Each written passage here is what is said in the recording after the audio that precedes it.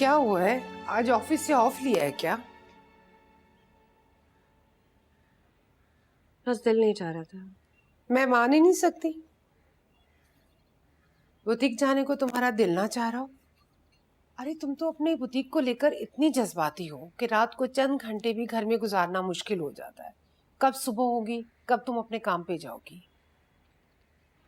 क्या बात है बेटा, किसी ने कुछ कहा है तुम्हें? उदास हो?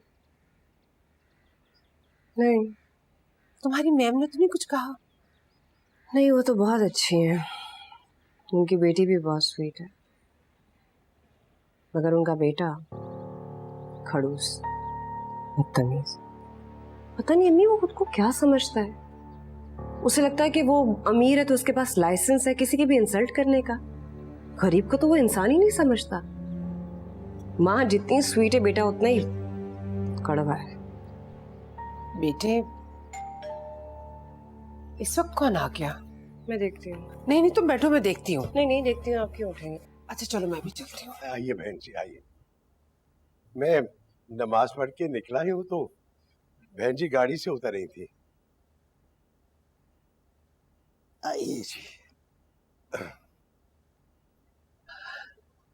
दरअसल माया की तबीयत ठीक नहीं थी तो। क्या हुआ तबीयत को? वो बस गला थोड़ा खराब था। अच्छा।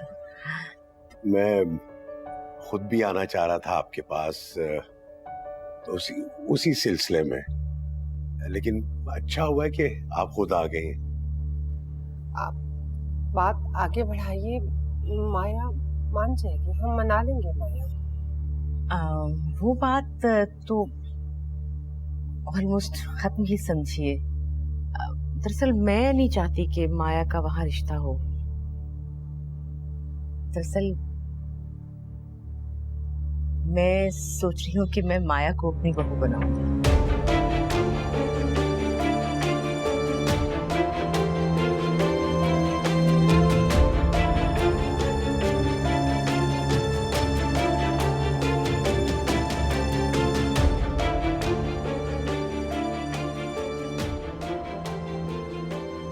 मैंने सोचा, बल्कि अपने ऊपर गुस्सा आया इतना कि जिस हीरे के पीछे सारी दुनिया है मुझे क्यों नजर नहीं आया वो।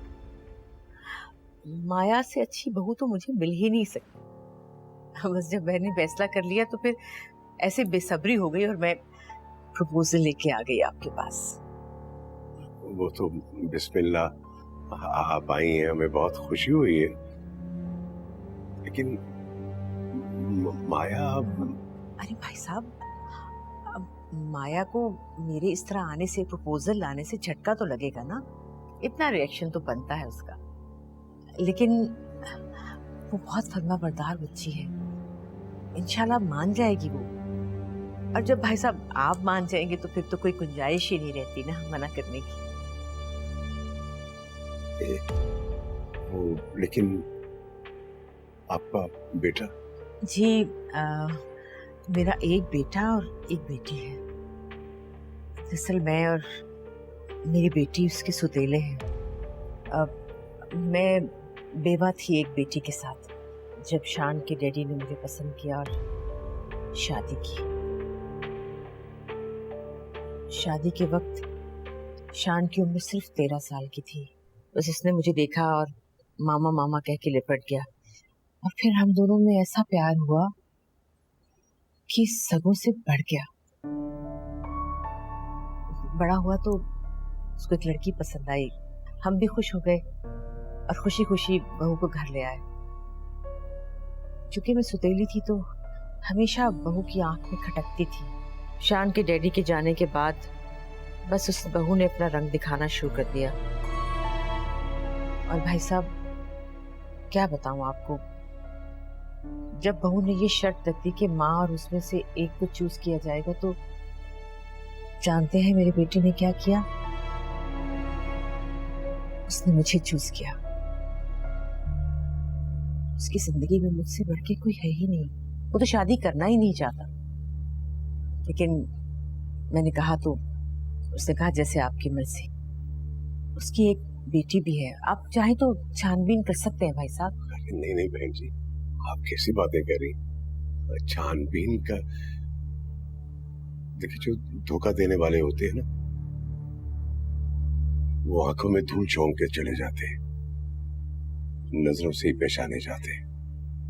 हम तो अपनी बेटी का घर खुद बसाना चाह रहे थे, लेकिन डर लगता था कि कहीं दोबारा हमारे साथ कोई फ्रॉड, कोई फरेब ना हो जाए। लेकिन आपने यहाँ आके हमारे सारे खदशात, सारे डर दूर कर दिए हैं।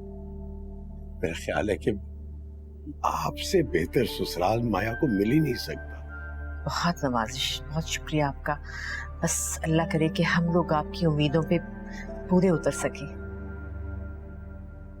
अभी मरहला तो जरा माया को मनाने का है, लेकिन फिक्र न करें, आप लोग मनाइए, मैं आपके साथ हूँ। मैं भी बात करूंगी उससे। इंशाल्लाह मान जाएगी। चाय? हाँ, कुछ बहुत अच्छी तरबियत की है आपने बेटी की।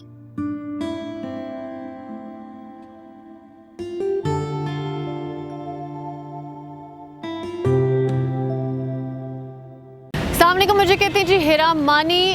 सब्सक्राइब करें यूट्यूब चैनल अगर आप ARY के ड्रामे देखना चाहते हैं, और अपना बहुत ख्याल रखिएगा। Thank you.